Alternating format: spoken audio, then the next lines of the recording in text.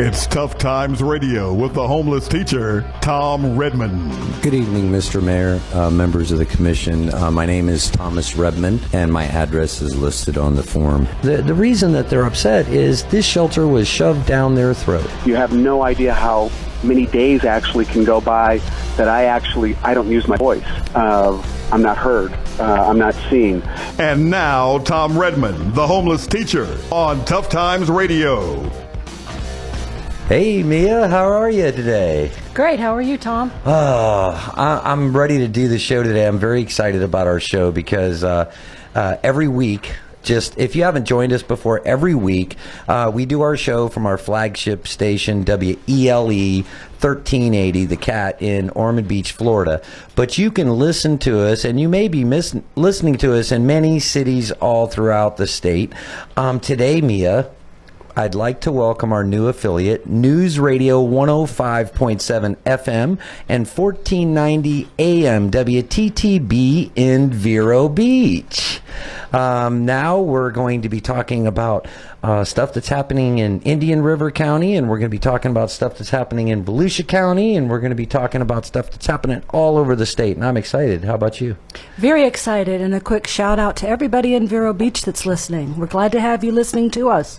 Yes, and so if Tough Times Radio was born out of my desire to educate people on the truths of poverty. And if you haven't joined us before, I'm a Florida teacher who voluntarily lived homeless for over 3 months in 13 cities across America. And ever since I did that and saw what it was like through the eyes of the needy, I've been advocating for homeless people. Today, we're going to talk to somebody from the ACLU, the staff attorney from the ACLU, that's going to fill us in about Pottinger compliance and laws that affect citizens experiencing homelessness, Mia. And this is a very interesting topic to me. It is to me, too. And because cities use Pottinger compliance to try to arrest people, basically. I mean, the Pottinger Law is a great thing that happened down in Miami, and I'll let the ACLU attorney, Mr. Adam Tabrouge, when he joins us, and I hope I'm saying that right, Mia, because I don't know how to pronounce his name, but the thing is, he'll educate us about Pottinger compliance, but it was a result of a real unique situation down in Miami Beach, Florida, and we're going to be talking about that and many other laws that, affect homeless citizens on a daily basis. And I have to say something before we get onto the show, Mia. Okay.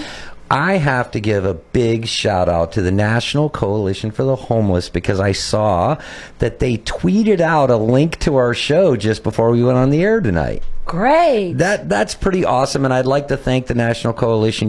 We support the National Coalition for the Homeless on our show, and so before I even get into everything, I want to thank the National Coalition for doing that tweet for us. And while we're talking about social media, if you want to interact with our show, you can join us on Facebook. Our Facebook page is Homeless Teacher. And if we inspire you and you want to learn more about our nationwide homeless campaign, you can go to our website. It's homeless-hungry.org. And so every week, we start our show, Mia, with our Repeating Mistakes segment.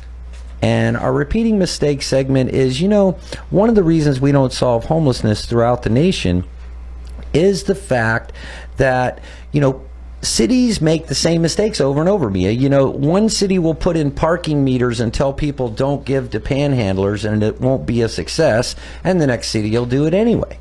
One city will pass an ordinance to say you can arrest people for sitting on the sidewalk, and it doesn't work, and then another city will do it. So that's why we call it the repeating mistake segment. And I have to tell you, we're concentrating right now on Daytona Beach, but we're also going to be talking about Indian River County and all the other cities in Florida and things that are happening there. And what I want to do is I want to tell you that last night I went to a Daytona Beach City Council meeting because what they're trying to do is they're trying to put a either temporary or permanent building, Mia, out by the jail to serve the single homeless. And it's called the First Step Plan. And so what happened, a lot has happened in the past up till now, But I'm going to have this plan reviewed. I actually am going to get to see Mr. Ian DeYoung, one of the experts in homelessness from Org Code on Monday, and I'm going to talk to him about the plan, and I'm going to talk to the plan also with Miss Linda Kaufman, who is a 100,000 Homes campaign, because I'm going to get a chance. She's actually going to be on our show soon. But Harold, if you can cue up that tape, let's go ahead. I want to play what I said to the Daytona Beach City Council. Good evening, Mr. Mayor, members of the commission. My name is Thomas Redman, and my address is listed on the form. I'm not sure if the plan's official, this new first step plan of building a slab out on Red John Road. But I wanted to say some things to the commission. First, there's a lot of things contained in that plan that weren't contained in the original Volusia Safe Harbor plan that I appreciate. There's case management in there that didn't exist. We're moving closer. And what I wanted to say tonight is some people are taking what happens in America personally. In other words, what makes the best plan is public debate, transparency, hearing all sides, and then making the best informed decision. And I'm hoping that in some way I can contribute to that. Now, I have to say that I'm trying to attend every meeting in Volusia County. That's the actual shelter work group, etc. But there's all kinds of meetings that are being done in private. When I ask for statistics, I can't get them, and we can't make informed decisions without good data. The data that I'm given is not reliable, and I'm not here to throw anybody under the bus. The point is simply this. We're getting ready to spend $1,057,000 to get a slab put down, and whether we build a permanent building on it or not in the future, it's in the wrong location.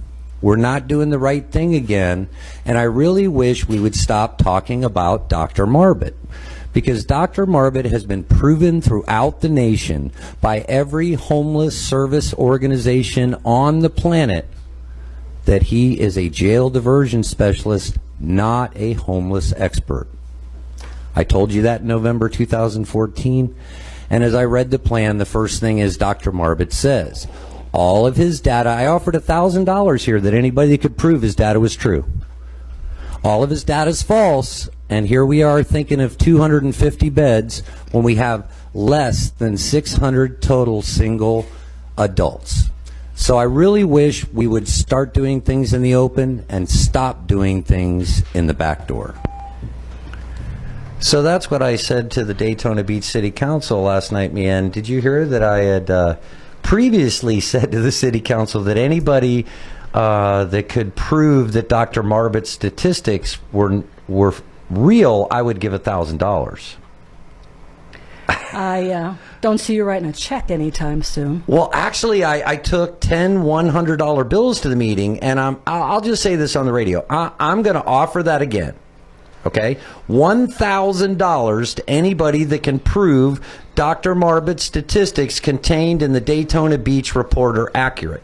Because I can prove they're not. And I have proven they're not. And it's the same thing that happens from city to city to city. And that's why it's called our repeating mistakes segment. We have already built Pinella Safe Harbor. I've personally interviewed the sheriff that runs Pinella Safe Harbor that says it saves jail costs, but it doesn't help the homeless. And so why they keep trying to call this a plan for the homeless, I don't understand. I truly don't understand that, Mia. Me neither. And so that's our repeating mistakes segment. And Harold, can you cue up that news music so we can get on to our hidden in plain sight segment? So each week what we do in our hidden in plain sight segment is we actually look at articles that, basically affect the homeless, okay? And the first article is a San Francisco Chronicle article. Did you get a chance to read that, Mia, the San Francisco Chronicle Yes, article? I did. Why don't you go ahead and fill us in on that? Well, this is an article that is saying that San Francisco's got over 6,000 homeless people. Whoa. And their homelessness has not gotten any better in spite of the fact that they have spent millions of dollars on it. So, The title of the article was San Francisco Cannot Be the Provider for the Nation's Homeless.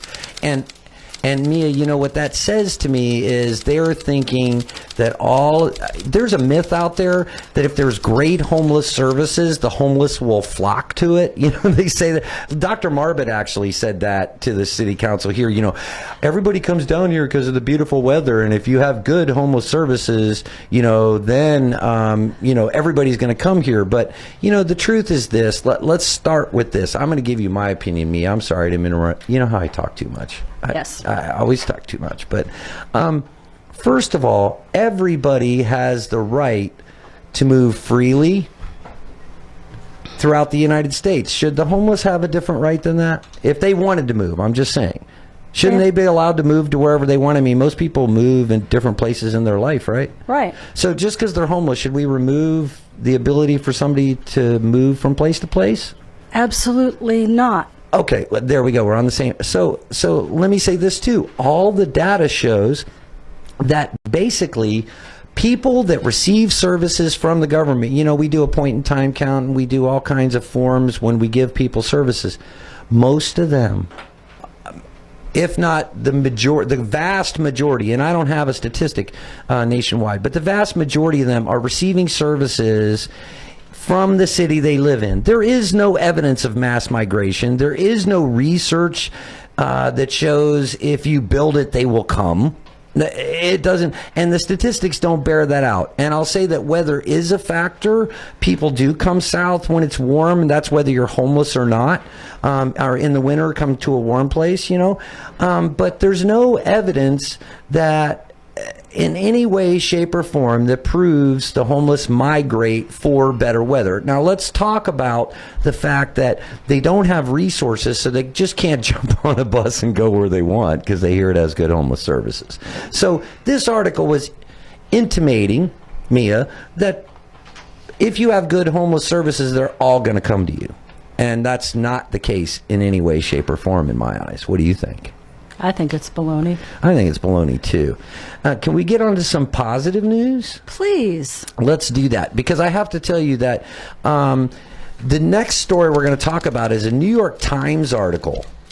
Okay, and this is about the same city. So we're talking about San Francisco and the article about them not being the provider for the nation's homeless is a bad thing. So I picked another San Francisco article to kind of balance it out tonight. So here's a great thing. Before I even introduce the article, let me tell you this, that, you know, I believe that awareness, the public truly understanding homelessness is the key to solutions. I don't think any laws, I'm not saying I don't agree with the Homeless Bill of Rights because I do, or I don't, you know, like this or that. I'm just simply saying the true way we fix homelessness is we teach the public how difficult it is and the real truths. And so what they did out in San Francisco, and this is the New York Times article, is on June 29th, they flooded all the news. And how this happened is a Miss Audrey Cooper, who was the editor-in-chief of the San Francisco Chronicle, was out with her child and walked by a tent where a homeless couple was doing something inappropriate, and it shocked her, and it made her find out about homelessness. And she organized all of this, and she got it, all the TV stations, all the radio stations, the Chronicle newspaper, the Examiner newspaper. She even got Mother Jones, you know, the internet folks involved, Mia. And so she flooded the news on June 29th with nothing but homeless stories. And that is awesome. I mean, you know, raising awareness of homelessness is why we do our show. Raising awareness of homelessness is why things have changed in Orlando. It's the culture. We have to change people's hearts before we can change their minds, Mia. Right, and what I like about this article is every single media outlet in the Bay Area collaborated together to do this, except for one little television station. And yeah, well, I wasn't going to go there, and unfortunately, there's always a little bad side to every story, Amia. And I hope you guys will stay tuned. We have our guest joining us right after the break. This is Tom Redmond, the homeless teacher, and we will be right back.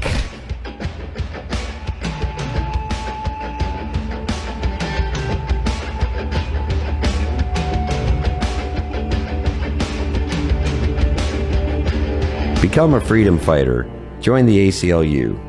Did you know over 458,000 people support the ACLU in the United States? That's because people across the country are coming together to stand for what they believe is right. Take a stand for what you believe in. Join the ACLU today. With your help, we can do all kinds of things. Go to www.action.aclu.org. This message is sponsored by Spreading the Word Without Saying a Word Ministry of Daytona Beach, Florida. They would like you to know that the Bridge Bed program at the Salvation Army in Daytona Beach has been responsible for a reduction of 70% in arrests in the city of Daytona Beach for homeless types crimes. This has saved the city $116,000, and this program will end on July 26th. The folks at Spreading the Word Without Saying a Word Ministry want you to know that they want this program to continue. Please support them in their effort. This program was paid for by its sponsor, which is solely responsible for its content and the views expressed. WELE, Ormond Beach, 1380, The Cat. Welcome back to Tough Times with Tom Redmond, the homeless teacher, and the lovely Mia. I wish you guys, it should be TV, Mia. You look very nice tonight. Oh, no, I don't want to scare anybody away. We don't want do my that. picture out there, no. Oh, okay.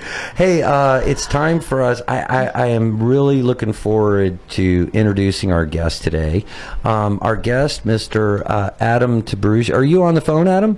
Yes, I am, Tom. Can you tell me how to pronounce your name? I apologize. No, you did it perfectly. Tabrouge. Awesome. It's Mr. Adam Tabrouge, and Mr. Tabrouge is a staff attorney for the ACLU of Florida, and I'm really looking forward to this conversation because I'm a real educational geek, and I, don't often get to go to school on what's really happening. So, Mr. Tabrouge, can you tell us, pretty much what your job entails, and then we'll begin talking about, so just tell us a little bit about yourself, I guess is what I'm saying.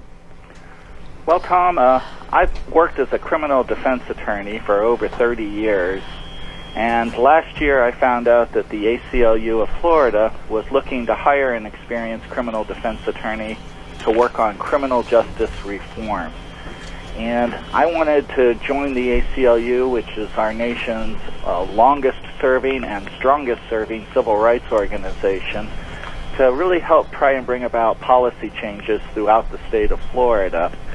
And one of my special interests is the issue of homelessness and the criminalization of homelessness and life-sustaining activities. I worked on homeless issues for many years in the Sarasota-Bradenton area, and now with the ACLU, I'm monitoring conditions throughout the state of Florida and trying to see if we can convince some of these municipalities that these criminal ordinances are not the best solution for our homeless problem. So I guess what I'm saying, Adam, is that you basically are a professional attorney or a staff attorney for the ACLU, and the reason I bring all that up is I want people to understand that the reason that we brought Mr. Tabrouge on the air tonight was we want to get to the heart of some real matters that influence homeless people, and the first thing I want to talk about, if we could, is Pottinger and how it came about, and if you could just explain that shortly to everybody, how Pottinger came about and what's kind of going on with it. So, Tom, when you say Pottinger, you're referring to a legal case which was called Pottinger versus the City of Miami, and this case was brought by a class of homeless plaintiffs in 1988. And the essential allegation of the complaint was that Miami had a large population of homeless citizens who were being repeatedly arrested for engaging in life-sustaining activities like sleeping, eating, and bathing. So the homeless plaintiffs sought an injunction from the court to prevent the city of Miami from continuing to arrest them for engaging in these activities.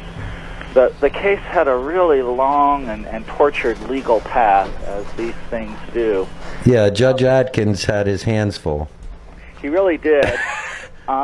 He issued a beautiful opinion, and I just reread it today, and it was well worth reading for anyone who's interested, and it's easily found, particularly if you use Google Scholar and just type in the name Pottinger, you'll find it. But he held a 5-day-long trial.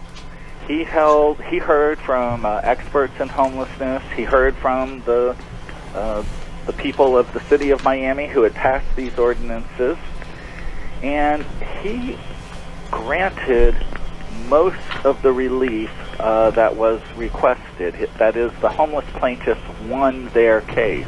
And that was quite a decision, too, wasn't it, Adam? I mean, explain the ramifications of that decision to the city. Well, first off, legally, Pottinger really set a precedent that homeless citizens have the same constitutional rights as anybody else, and that their rights were, in fact, being violated for being arrested for these activities. Secondly, he issued some very forceful rulings to the city of Miami, preventing them from arresting people, from destroying their property, from moving them along. And then third, he monitored the city of Miami from that point forward, and they ultimately ended up in a very comprehensive settlement agreement about 6 years after the lawsuit was initially filed. Mm-hmm. And that settlement is still in effect today. Now, there's been some minor modifications in recent years. Well, there's been a bunch of appeals, and I don't want to go into that far of the nuts and bolts, but can you just, I don't mean to cut you off, but unfortunately, we have a very short show, so sure. If we could get to it, and I want you to correct me where I'm wrong. Cities always talk about Pottinger compliance, and the reason that they do is they must provide a bed for somebody that is homeless before they can arrest them for crimes that are normal functions of a person. Is that correct? That gets to the essence of it, sure. Okay, well, I don't want to use my description. That's why I have you on the show. It's just that's the way I understand it as I read it. I don't want to put words in your mouth. Well, you do always have to, when we're lawyers, we have to look at these things by a case-by-case basis. But essentially, let's take a lodging ordinance, which is our shorthand term for criminalizing sleeping. Okay. A number of cities have passed ordinances that say you can't camp or sleep in a public place. And in those ordinances, you will usually find the language that the officer is only supposed to arrest the person if they offered to bring them to a shelter and the person refused to go. Mm-hmm. Now, what's interesting about that type of language is, what if you live in a city where you don't have any shelters available? Cities like Sarasota. Right. And so we see that language in a lot of these ordinances, but it doesn't mean that it's a meaningful result that these cities have come up with. Well, I'll just say this. I see all kinds of things happening, and I'd love to spend forever on Pottinger compliance, but we have a lot of other things I want to touch on. I wish I could talk to you for 3 hours on the air personally, but I'm sure my audience would be bored. I wouldn't, Adam. But let's get into the next the next most important thing I want to go into. And as I understand, you're introducing a Bill of Rights to the state legislature of Florida. Is that correct? We have begun the process of drafting a homeless Bill of Rights for the state of Florida. And I'm really hopeful that anyone who's listening this evening might go take a look at it, because we're in the stage right now where I'm accepting input on this Homeless Bill of Rights. Okay. So if anyone just types in Florida Homeless Bill of Rights to Google, they should find. We'll put it on our Facebook page, Adam. If you guys want to find it, go to Homeless Teacher Facebook. We'll put the link up here in just a few minutes. Terrific. So, Tom, what's going on is that 3 states have already passed the Homeless Bill of Rights. Those states are Rhode Island, Connecticut, and Illinois. And there's some important differences between each of those statutes. I collected those statutes, and then I also looked at what some advocates have been doing around the country and other cities, like, for instance, Knoxville, Tennessee.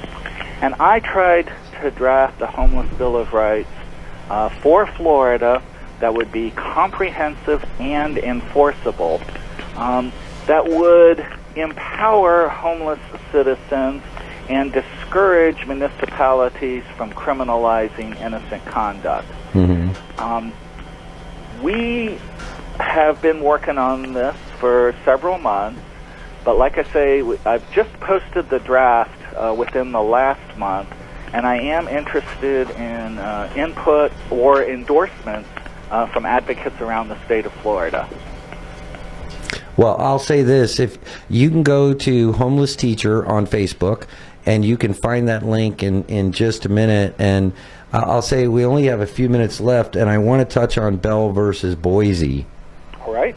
Go ahead and explain that to the public, what happened and the repercussions, please. So the city of Boise had criminalized sleeping, and there was a lawsuit brought by homeless advocates, and the lawsuit went on for several years. But late last year, the Department of Justice, the United States Department of Justice, filed what's called a statement of interest in that case. And that's big. That's huge, right? It was huge because it's coming from the executive branch of government, not from the judicial branch, not from the legislative, right. But the executive branch of government agreed with the homeless citizens that their Eighth Amendment rights were being violated if, in fact, they were being arrested for sleeping when there were no shelters available. So it's really an important precedent, and we are using that statement of interest around the country in ongoing litigation to try and convince the courts that these constitutional rights need to be respected. And what does that mean to the citizens of Florida, the cities of Florida? Just boil it down to a sentence. What does that decision mean? What it means is that the United States government is sending a very clear message to local and state governments: stop criminalizing homelessness.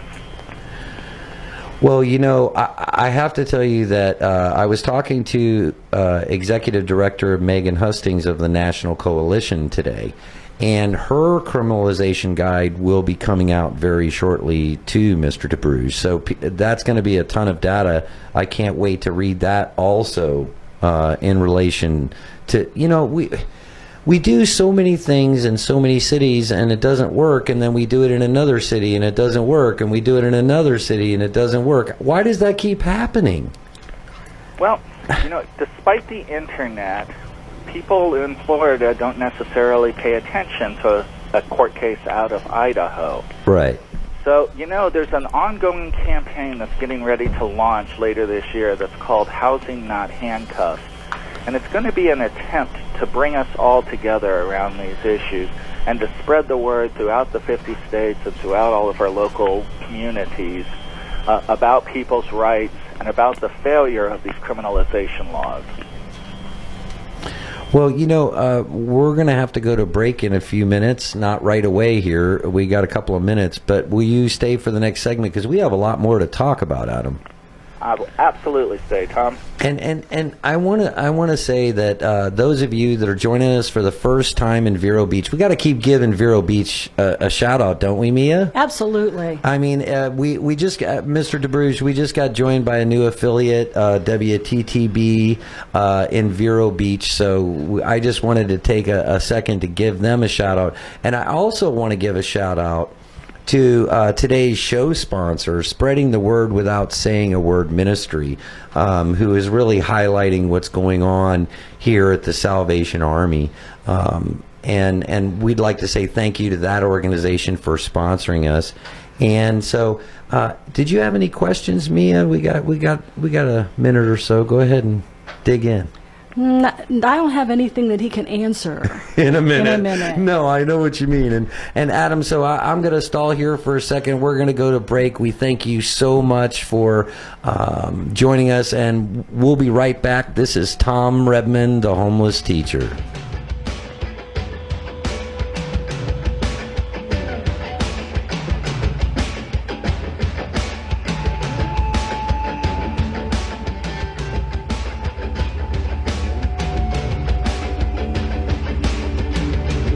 Central Florida is on a mission. You know, it's not easy for a region to rethink an issue as big as homelessness.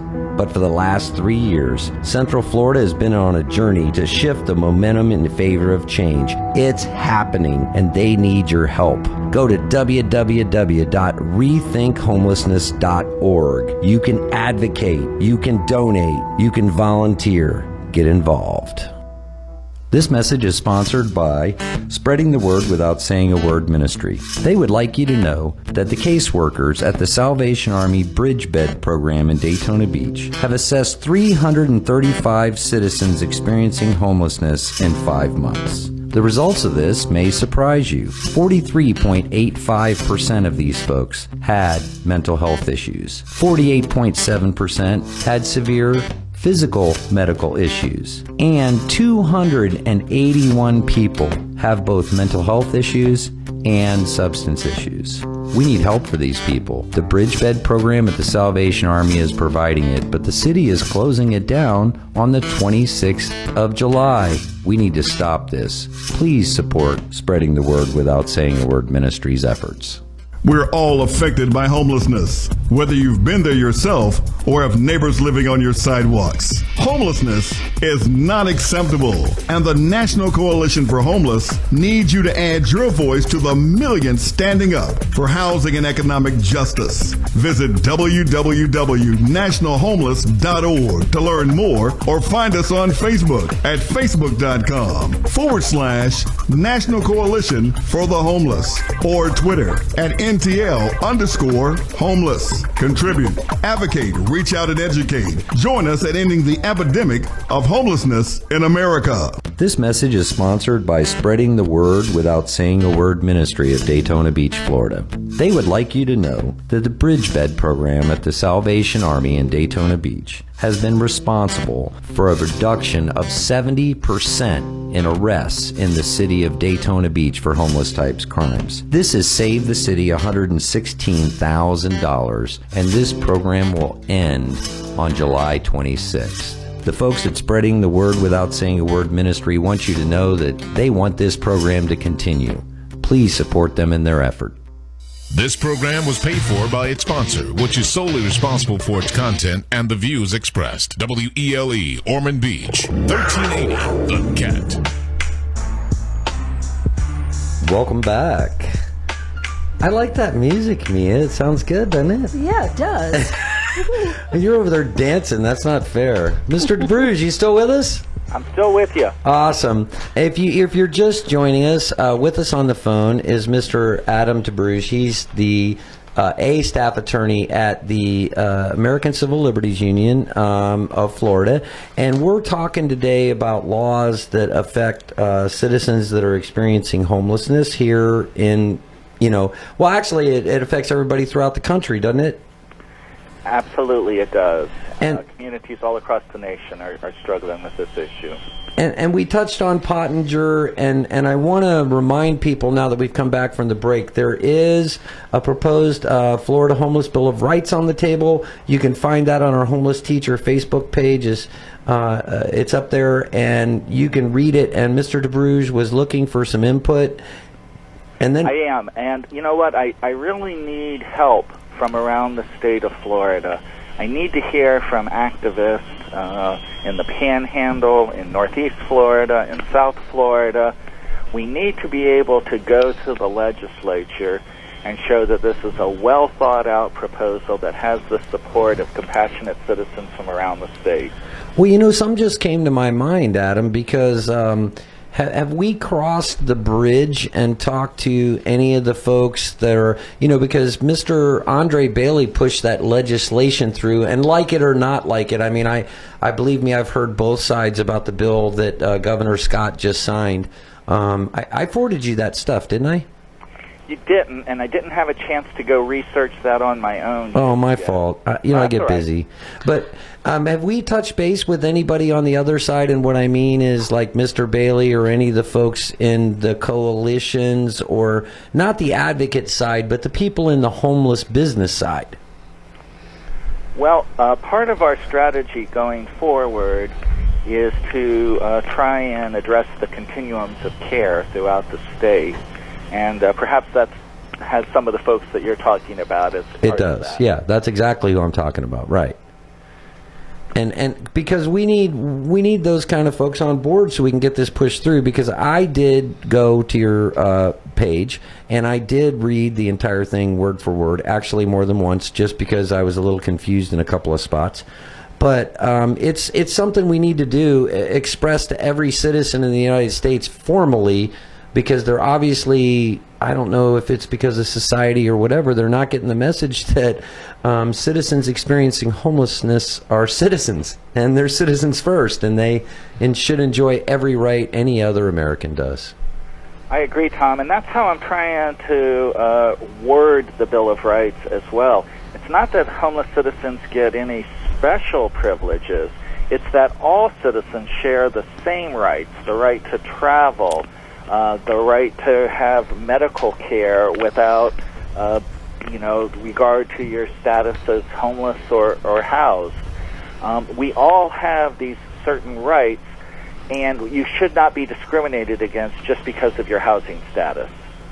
And I agree with that completely.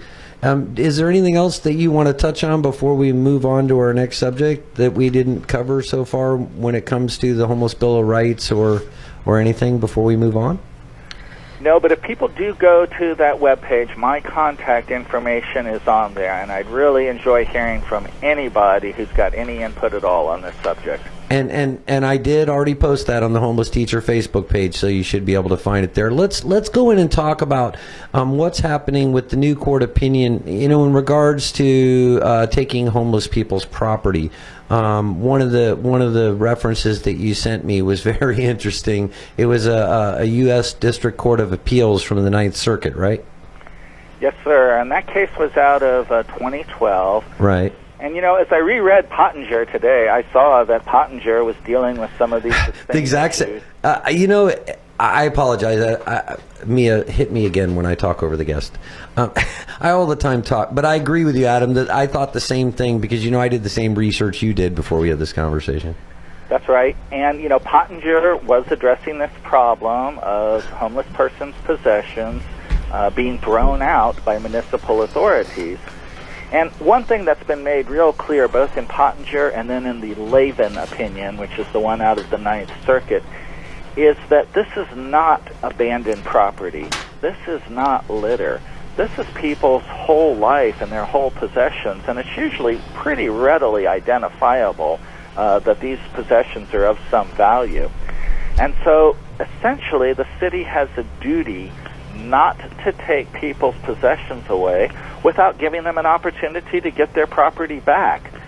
So if the city is going to go through a park, for instance, and take all of the possessions that they find in that park, they have to provide a mechanism by which people can go down, identify their property, and get it returned. The Lavin opinion dealt with Los Angeles' infamous Skid Row, and there are new enforcement actions that have been filed in California just even earlier this year to try and make sure that Lavin is respected as well. Well, let me say this. Last year in May, I personally spent 2 weeks living homeless on Skid Row, and I was a victim of having my possessions taken while I was on Skid Row. And it wasn't a big deal because I just didn't want to argue. They weren't even police officers that were confiscating. They were actually city employees. But it's the same thing, it's government. Well, no. I'm not saying they were justified. Right. I'm just pointing out to people it wasn't even law enforcement, and I didn't want to upset them because they have radios, and you know how it is on Skid Row. There's police everywhere. So my thing was I had kind of put up a little bit of an extreme temporary shelter, and they drove by and saw it and stopped and said, hey, do you want this property? If so, you have to take it down and take it with you, or we're going to have to take it. What do you want to have happen? And so I let them take it. Yeah, at least I had a conversation with you about it, which is an improvement over some of the situations I've been hearing about recently. Well, I'll tell you, I witnessed a ton of them last year. The things that, here's what people don't understand. We're going to get way off topic. I want to get back to the law in a second, but I want people to understand the environment of Skid Row. 65% of the people that are on the streets have severe mental illness because they're dumped there, and nobody cares for them. And there's millions of treatment programs that are totally, they're like 30-40% utilization rates because they're everywhere on every corner. Everybody has a treatment program. But the thing is, nobody's really assisting the people, and it's really a destitute situation. And so when you go take somebody that only has a little bit of possessions, whether it be a nice cardboard box that they're used to sleeping in or whatever, and we can't provide them any relief to help them with whatever issue they have, whether it be their disability or whatever, then we end up with these silly laws where we treat people like it's not their possessions, and that's kind of what's going on here. And also, of course, when we're talking about these possessions, one of the most important ones is people's medication. And if somebody's medication is taken by the city, that can be a life-threatening situation, or it can result in a mental health decompensation.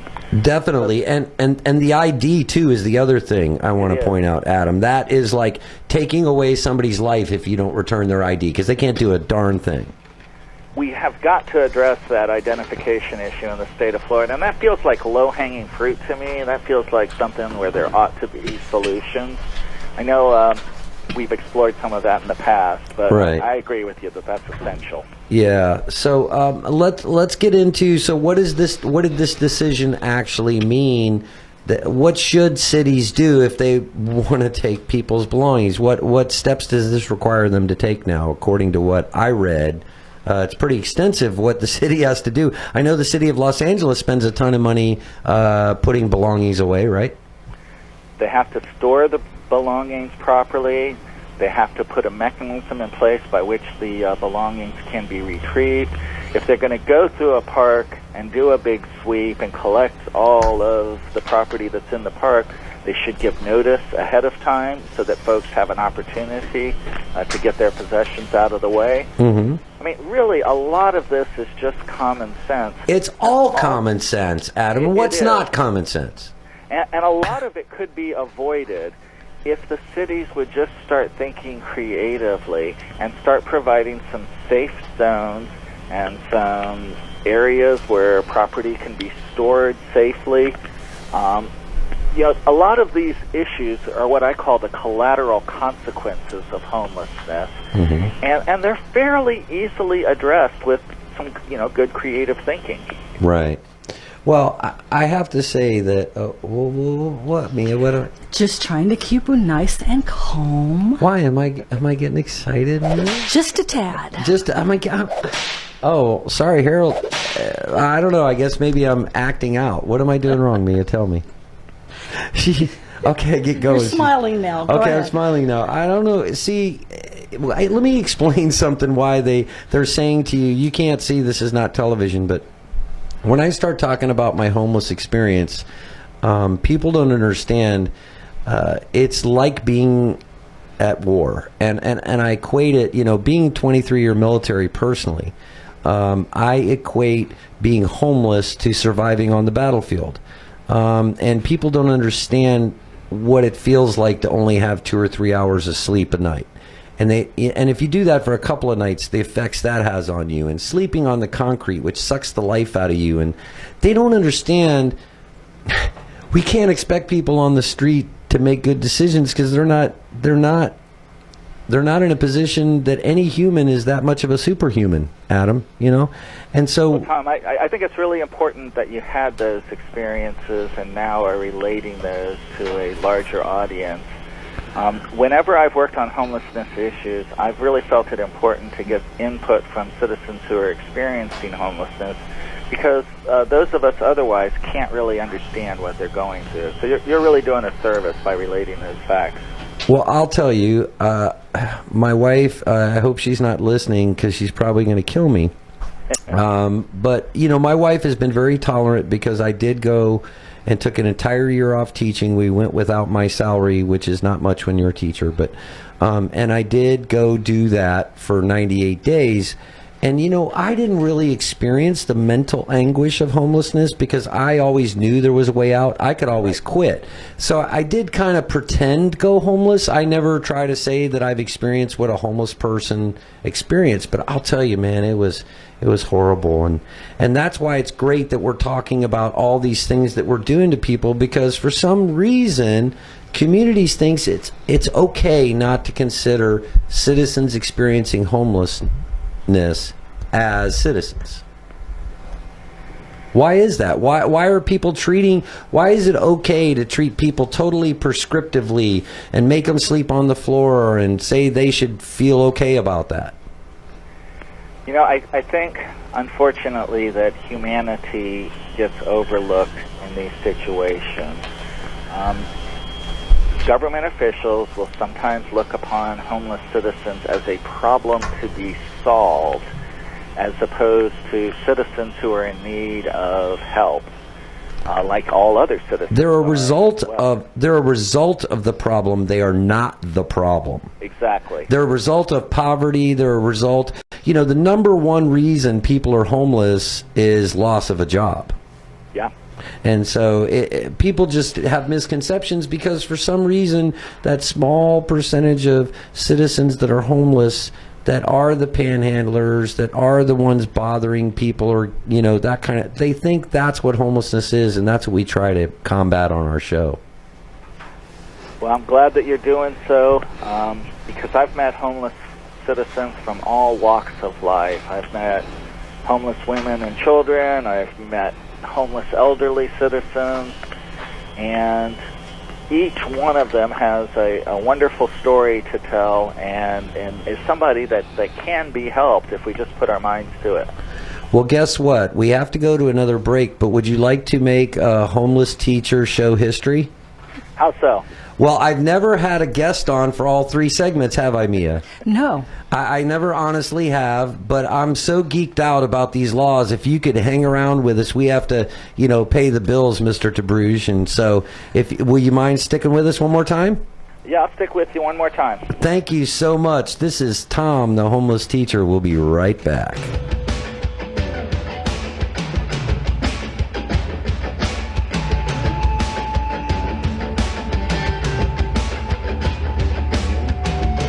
This message is sponsored by Spreading the Word Without Saying a Word Ministry of Daytona Beach, Florida. They would like you to know that the Bridge Bed program at the Salvation Army in Daytona Beach has been responsible for a reduction of 70% in arrests in the city of Daytona Beach for homeless types crimes. This has saved the city $116,000, and this program will end on July 26th. The folks at Spreading the Word Without Saying a Word Ministry want you to know that they want this program to continue. Please support them in their effort. This message is sponsored by Spreading the Word Without Saying a Word Ministry. They would like you to know that the caseworkers at the Salvation Army Bridge Bed program in Daytona Beach have assessed 335 citizens experiencing homelessness in 5 months. The results of this may surprise you. 43.85% of these folks had mental health issues. 48.7% had severe physical medical issues. And 281 people have both mental health issues and substance issues. We need help for these people. The Bridge Bed program at the Salvation Army is providing it, but the city is closing it down on the 26th of July. We need to stop this. Please support Spreading the Word Without Saying a Word Ministries' efforts. This program was paid for by its sponsor, which is solely responsible for its content and the views expressed. WELE, Ormond Beach, 1380, The Cat. Welcome back to Tough Times Radio with Tom, the homeless teacher, and my lovely co-host, Mia. Mia, you're being awful quiet tonight. Why are you being so quiet? I'm all geeking out on the law stuff, huh? Yeah, but I'm really interested in what our guest is saying. I mean, I'm thrilled at what he's doing. And doing it, you mean the Homeless Bill of Rights? Is that what you're talking about? Right. And the fact that he's welcoming people to give him suggestions. And I know for a fact there are homeless people in our area, in the Daytona Beach area, that are listening to this radio station right now. There's lots of them, actually. I hear feedback all the time from the folks on the street. And I encourage them to go to the website, read that, and to give him feedback. And give your feedback. Absolutely. Mr. DeBruge, having transparency, that's a new thing to the city of Daytona. I apologize. You probably don't know that. Hey, thanks for joining us. In case you didn't know, we have Mr. Adam DeBruge, who is a staff attorney for the ACLU, and we have been discussing laws for the homeless. And the last thing I want to talk about, Mr. DeBruge, if you would, is the lawsuit that was filed against the city of Los Angeles. I guess all that started off because somebody was falsely arrested. Is that correct? Well, there's a couple of different lawsuits that have been going on, and but I'm talking about when the 4 individuals' rights were violated because the city had taken their belongings. It's the wrongful seizure thing that you sent me about. Yep. Yeah. Mm-hmm. Yeah, so, that's a common problem, is that when a homeless citizen gets arrested, that their belongings are left behind as opposed to being brought with them to the jail. And that's at the heart of some of this new litigation that's going on. And, I feel for police officers who are in that situation, most law enforcement officers did not go into that profession in order to arrest people who are down on their luck and make them lose all of their possessions in life. Law enforcement, unfortunately, has frequently been put in a really difficult position by municipal government. And I've actually found that law enforcement can be good allies as we fight for the respect of homeless citizens' rights. Well, I've really enjoyed our conversation, and I'd really like to thank you for joining us, Mr. DeBruge. I mean, we don't get folks with your kind of knowledge legally on our show very often. I'd really like to thank you. Well, it's my pleasure. And for folks to get further information, I encourage them to go to the ACLU of Florida's website as well. Go ahead and give them that web address. Yeah, if you just look for acluofflorida.org, you'll get right there. And we've got a whole section on Pottinger and Pottinger rights. There's also an intake portion on that website so that if people want to bring civil rights violations to our attention, it's easy for them to do so. So I encourage folks to go to the acluofflorida.org. We've got a Facebook page as well. We are on Twitter. And reach out to us. Let us know what's going on in your community. Well, thank you very much, Adam. We greatly appreciate you joining us today, and I'd like to add something to what Mr. DeBruge said. You can also join the ACLU on their website. I highly recommend that to you. If you notice, we run ACLU sponsorship commercials, and so we're a firm believer in everybody having equal rights. So thank you very much, Mr. DeBruge. You're welcome, and keep up the good work with the show. All right, thank you. Thank you. So Mia, we have only a couple of minutes left, and I want to close the show out because I have to announce some of the really exciting guests we have coming up next week. We are going to have Mr. Lloyd Pendleton, who's the former director of Utah's Homeless Task Force. Now, why is that important, Mia, do you think? Do you know what's going on out there in Utah and all the memes about how they've gotten 90% of the homeless off the streets out there? They say that they've literally in the last 10 years, the state has reduced homelessness 91%, chronic homelessness. So we're going to find out from Mr. Pendleton next week how true that is. Not how true it is, because I think it is true. We're also going to have Daytona Beach Chief of Police Mike Chitwood joining us next week. And I want to say one last shout out, Mia, before we get off the air here, to Vero Beach. Thanks, WTTB, News Radio WTTB. You can join us on Facebook. Go to the Homeless Teacher page. And Mia, I had a great time tonight. I want to say one last thing before we go. This is Tom, the Homeless Teacher. Hope to see you next week.